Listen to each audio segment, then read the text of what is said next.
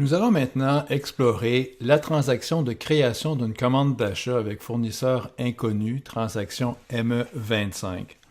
En fait, la transaction ME25 fonctionne en deux étapes. Dans un premier temps, on fait essentiellement l'équivalent de la création d'une demande d'achat, puis l'assignation de fournisseurs à chacun des articles. Dans la deuxième étape du processus, le système nous transfère automatiquement dans la transaction ME21N, qui est la transaction de création d'une commande d'achat avec fournisseur connu. En fait, la transaction ME25 est ni plus ni moins qu'une transaction qui sert de préambule pour affecter une source aux articles avant d'accéder à la transaction ME21N qui, elle, demande que la source soit connue. Pour accéder à la transaction ME25, suivez le chemin logistique, gestion des articles, achat, commande d'achat, créer, fournisseur inconnu, transaction ME25, que l'on peut aussi entrer directement dans la zone de commande ou double-cliquer sur la transaction elle-même. Dans l'écran initial, on doit préciser le type de commande. Vous pouvez voir ici que nous avons 4 types de commandes. La commande que nous allons utiliser, c'est une commande standard, c'est-à-dire le type NB. Il faut aussi préciser le groupe d'acheteurs, qui dans le cas présent sera l'acheteur ou le groupe d'acheteurs 50S. Dans la section du bas, ici, on peut rentrer certaines informations par défaut si l'on désire. On peut remarquer aussi qu'il est possible de copier en cliquant sur l'icône Copier DA, donc copier une demande d'achat qui aurait déjà été entrée, soit avec la transaction ME51N, comme on l'a vu dans une vidéo précédente, ou même avec la transaction ME25 qui permet, elle aussi, de sauvegarder les données sous forme de demande d'achat. Donc, pour poursuivre, on clique sur le crochet ou sur la touche Entrée. Donc ici, le formulaire ressemble beaucoup à ce que nous avons vu précédemment pour la création d'une demande d'achat. Ici, je vais commander 3 articles inventaires de façon exceptionnelle, parce que normalement, les commandes d'articles inventaires devraient passer par le processus de planification.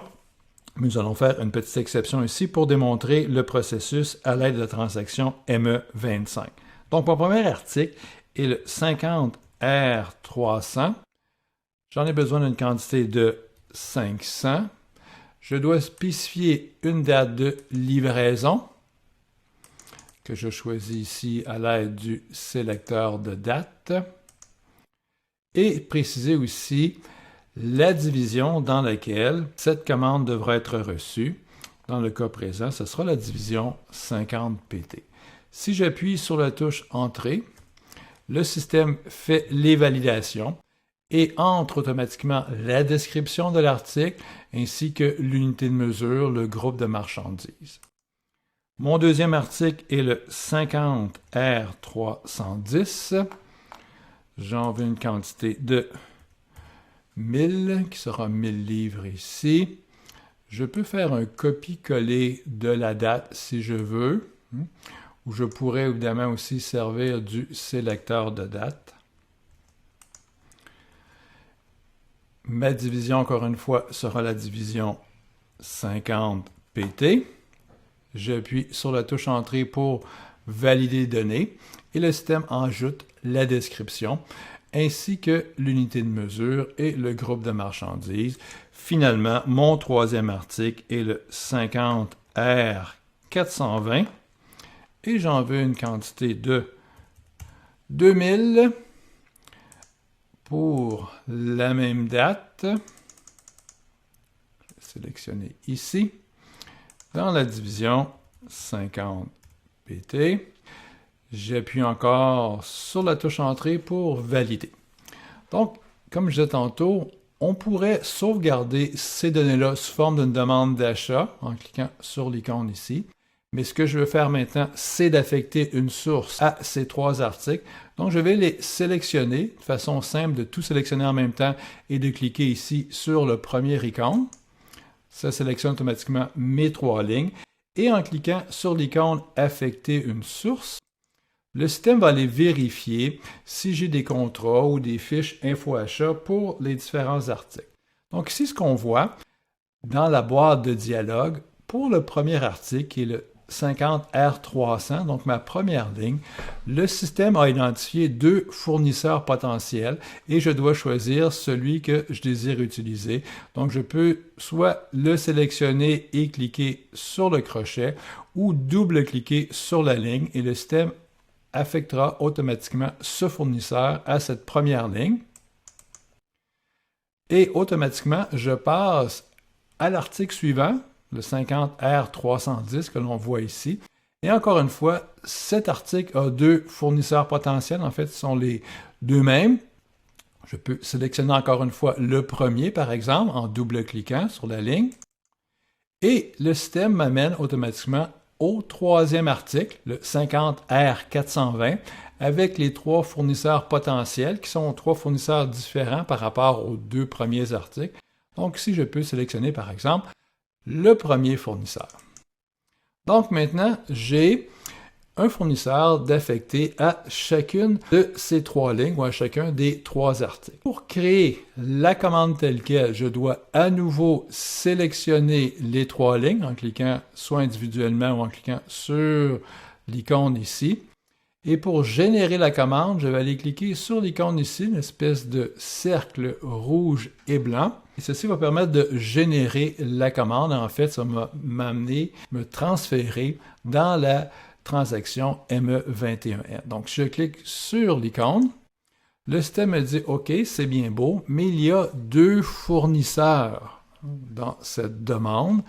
Par lequel désirez-vous commencer? » Okay, donc, par exemple, si je double-clique sur le premier fournisseur, Climax, j'aboutis directement dans la transaction ME21N.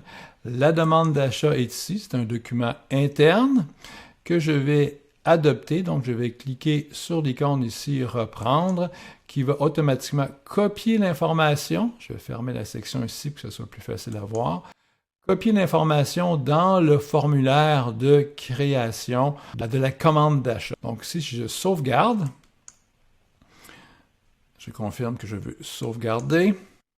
Je reviens dans la transaction ME25 et là, je vois que pour le premier fournisseur, évidemment, il y a une commande d'achat qui a été créée et je vois son numéro ici. Je peux à ce moment-là double-cliquer sur la 2e ligne, c'est-à-dire le 2e fournisseur. Et ceci me ramène encore une fois dans mon écran de tantôt, où est-ce que je peux copier les demandes d'achat en cours dans le formulaire, en cliquant ici sur l'icône. Et ici, on me demande, bon, est-ce que les dates peuvent être respectées? Bon, ça se peut que des fois, on demande des livraisons dans un délai un petit peu trop court. À ce moment-là, le système va émettre un avertissement. Évidemment, il ne s'agit pas d'un message d'erreur, mais bien d'un avertissement. Il nous dit, bon, la date qui est inscrite présentement est peut-être un petit peu trop proche pour ce que le fournisseur est capable de rencontrer normalement. Ici, on a le choix de modifier la date si l'on désire, ou bien de la laisser telle quelle si on s'est déjà entendu avec le fournisseur pour une date de livraison un petit peu plus hâtive.